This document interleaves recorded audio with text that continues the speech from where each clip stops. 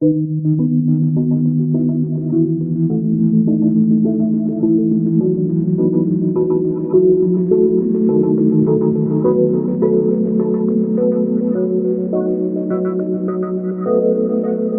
I'm staying in a capsule pod hotel. I've just been at the one in Kampong Glam in Singapore, and now I'm staying at the one in Chinatown. And yeah, I thought I'd make a little video because the one in Kampong Glam was really cool. So I thought I would video how the one here is and show you what it's like to stay in a capsule hotel in Singapore. So here is my space pod. Just unlock it like this. Oh! I already unlocked it. And put the card in here and it should, yeah, turn everything on. It's pretty cool. Mirror there. So just for a little pod tour, this is the door. This is to hang my towel up. Here's a mirror where I want to get ready. All the electronics are down here. So we've got a fan, different lights. I think this is a, oh yeah, changing the lights here. A plug and USB chargers. Button for a TV, but there's not a TV in here. This unlocks the door. Like that. Clock. The sleep mode does this. There we go. Input for my headphones, but again there's not a TV, so I won't be able to use that. Space white, which is another light. Reading light. And here we have another hook, fire extinguisher and a fire alarm, which is very good, safety first. And this is a little table that folds out, so that's good. And yeah, pillow, towel and duvet. And this is my crib. There are also double capsules, so if you're travelling with someone, you can share these. They might be quite cosy, but they're yeah, a good option, and I guess splitting them would be even cheaper than having two singles.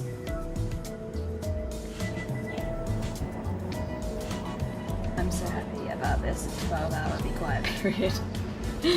My favourite thing.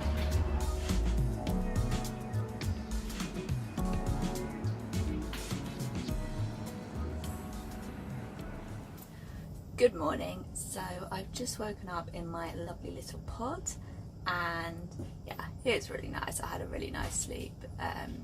It's very well protected from light, which is good, although my only little issue was that this light, this ventilation light, stays on, and I'm not a fan of lights while I'm trying to sleep. But yes, I had a nice sleep. It was nice and quiet. I put my eye mask on and that was fine. So yeah, I slept till like 9:30, which is good for me. In this capsule hotel there aren't any TVs. There were in the last capsule hotel I stayed in.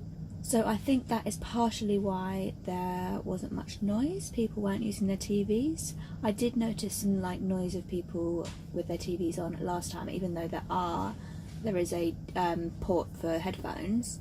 But I just put my earplugs in and that drowned that out, so that was alright.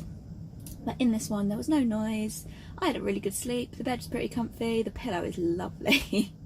And there's nice duvet, so it was all cozy, which was really nice, and something that you don't get in a lot of hostels. So this capsule hotel that I'm staying in at the moment, the Chinatown branch, is a lot more chill. Everyone seems pretty quiet. Everyone seems to just sort of want to check in to have a good night's sleep. In the Arab Street branch, there were actually some like rowdy British lads, which I travel to try and get away from rowdy British lads, but I always seem to find them. That was a bit irritating because there wasn't really a communal area in that hotel, but so it meant that they were like pre-drinking in the room with the capsule beds. And even though I am closed off in here, You can still hear people very well from outside, especially when they were talking really loudly. Luckily they went out before I lost my mind, and then I went to sleep, and I didn't wake up when they came back, so that was good. So yeah, that is one thing I guess to be aware of with the capsule hotels, is they're not soundproof at all. But you would think that most people staying in a capsule hotel is staying here for like the reason I'm staying here, to have a bit of privacy and chill out, but not have to spend loads of money on a hotel. But I don't know, maybe other people stay in them for different reasons. So that is my verdict on the sleep here. I will say the first night in Arab Street was a lot better. The first night in Arab Street was fine. That's because the British lads weren't there, so you just never know. It's like with hostels, you never know who your doormates are going to be. You never know if they're going to wake you up at 3 in the morning with, like, yeah. It's just part of the fun of staying in hostels and budget accommodation. I thought this pod was going to be exactly the same as the last pod, so I actually didn't film any of the place I stayed at in Arab Street because I thought I could just film when I got here. But it's actually a bit different. Like I said, there was a TV in the last one, and there were a few more like functionalities. The Arab Street pod, I could change the light so it was all different colours. I can do a few things here. I can, you know, change my tone. This is the ceiling light is changing if I do that, which is quite cool. And this is the space white. So yeah, things changed, but it literally changed different colours. Like it was like pink light, blue light, orange light, green light, and it was like, whoa, what's going on? So I'm a bit disappointed that I didn't film that. But you know, we all have things we regret in life. The bathrooms are nice. The bathrooms have good showers, and again, better showers in the Arab Street one.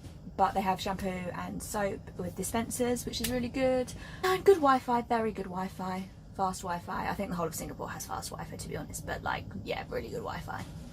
10 out of 10 for the Wi-Fi. Overall, I probably preferred Arab Street just because the bathrooms were better. The pod had a little bit more going for it. No, I mean, this pod's fine, but the Arab Street one was like, whoa, this is cool. Oh, the outside was cooler as well. I don't know what it was, but the decor was like really, really spacey. This one isn't as spacey. Again, I wish I'd filmed there. So yeah, that is a top vlogging lesson that I'm learning, is to never presume things will be the same, and film whenever you can. So yeah, the decor was really cool. It was just really like space themed, and then when the lights went out, everything, it was still kind of glowing, which was really cool. Yeah, I did prefer Arab Street. Here has some advantages. There is breakfast, although it is like, it does cost like 20 Singapore dollars more to stay here for some reason. But there is breakfast, which there isn't at Arab Street. Arab Street has a load of stairs, so it isn't very good for people with mobility issues. Here there aren't any stairs, there's a lift. Yeah, I think in Arab Street maybe you're more likely to get the kind of like rowdy lads, which I mean some people like. So if that's what you want, then head to Arab Street. But again, I don't think it's like, I think it's just luck of the draw really. But because Arab Street is very near Haji Lane, which is one of the places a lot of people go out in Singapore, I think that's why it's more likely to get sort of the partiers of Singapore, which I'm definitely not a partier of Singapore. I had like 3 beers last night and I feel like, whoa. So I'm just about to leave the pod hotel. I'm actually heading to Malaysia in a few hours, which is really exciting, although I am going to miss this little pod. Yeah, super cozy, definitely recommend if you're heading to Singapore.